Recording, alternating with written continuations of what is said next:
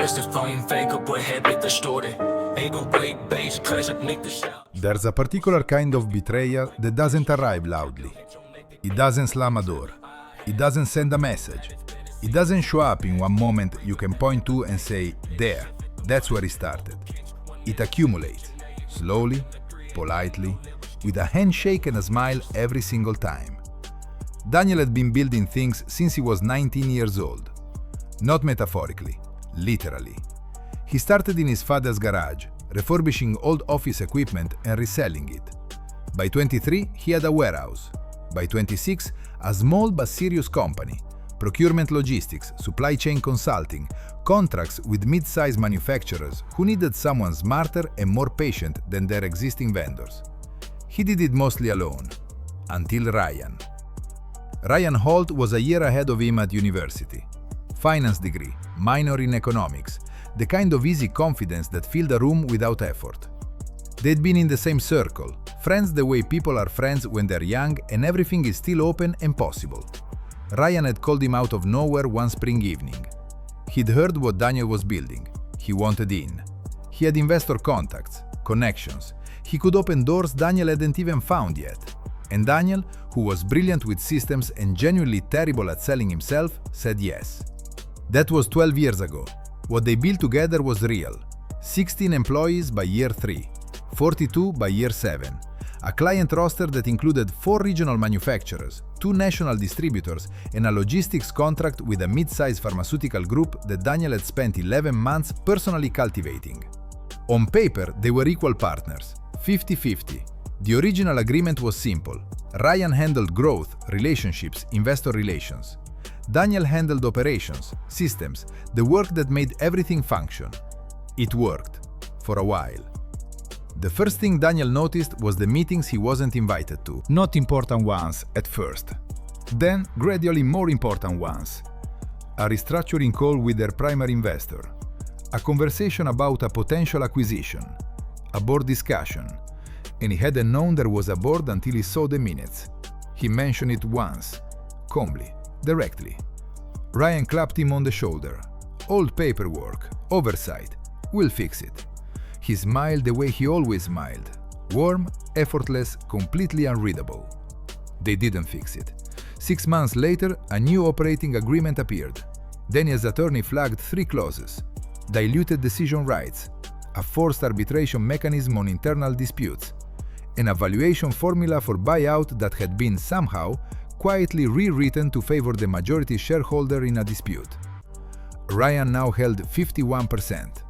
Daniel wasn't sure when that had changed. He traced it back through 18 months of documents and found it buried in a round of investor recapitalization he'd signed off on during a period when he'd been focused on a supply chain crisis that had consumed him entirely. He had signed it himself. He sat with that for a long time. He didn't call Ryan. He didn't call his attorney again. Not yet. He went home, cooked dinner, ate alone, watched the street from his kitchen window until it was late enough that the city had gone quiet. And then he started thinking, not about what Ryan had done, about what Daniel could still do. He was not an impulsive man. He had never been. The thing that had made him good at building things, the patience, the eye for sequence, the ability to see 10 steps ahead and work backward to step 1, that thing did not leave him simply because someone had decided to use it against him. He began quietly, the way he always began. He reviewed every client contract he had personally managed. Not just managed, built. The pharmaceutical group, 3 of the 4 manufacturers, 2 of the distributors. Every one of them had a primary contact who had worked with Daniel directly, trusted Daniel specifically, and in 2 cases had told him plainly that he was the reason they stayed through difficult years. He noted something interesting. None of those contracts contained exclusivity clauses with the company. They were with the company. But there was nothing preventing those clients from choosing a different partner, if that partner emerged. His non-compete agreement was clear. 12 months within the same geographic region, same industry vertical. He read it 4 times. He called an attorney he'd never used before. not a local firm. Someone 3 states away with no connection to anyone in his professional circle. The conversation lasted 90 minutes. When it ended, Daniel had a clear picture of what was possible, what was protected, and, most importantly, what was not. He did nothing for 3 weeks. He went to work, ran his systems, filed his reports, attended the meetings Ryan invited him to, which were fewer and shorter and increasingly performative. He smiled when smiled at. He answered questions when asked. He was present, professional, and gave no indication, none at all, of anything except a man doing his job. Meanwhile, he incorporated a new entity in a different state. A holding structure. Clean, simple. His attorney handled the filing. His name did not appear in the first layer of documentation. He opened the accounts. He began drafting. Ryan made his move on a Tuesday morning in March. He had prepared it carefully. Daniel could see that. The HR representative was present. There was a document already printed. The language was formal, legal, and had clearly been reviewed. Operational restructuring, a shift in role. His new title would be Senior Advisor, a position with no operational authority, no direct reports, and a compensation structure tied entirely to company performance metrics Ryan would now control. It was, in every meaningful sense, an exit with a fig leaf attached. Ryan looked genuinely sorry. He was very good at looking genuinely sorry. Daniel read the document carefully, asked 2 questions. Both were procedural. Then he picked up the pen. "I'll need a few days to review with counsel," he said. "Standard process. I'm sure you understand." Ryan nodded. "Of course, take the time." Daniel thanked the HR representative, shook Ryan's hand, drove home. Sat in his car in the driveway for a few minutes. Then he picked up his phone and made a call he had been waiting 3 months to make.